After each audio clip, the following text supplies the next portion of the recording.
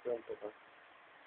Isang bata, dakot sa putik, habol siya ng ato. Nagtinan si ato. Okay.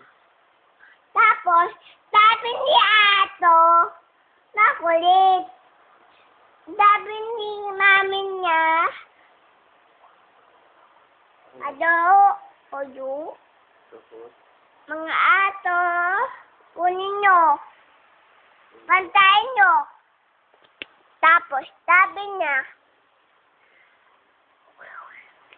oh, tapos, sinagat siya sa dito, maraming dugo. tapos, Botay na siya. Oh, tapos, nagsumbong siya, ni mami niya. tapos, Tapos, sabi ni mami niya, hmm, hindi na magkukwento. ano sabi ng mami niya?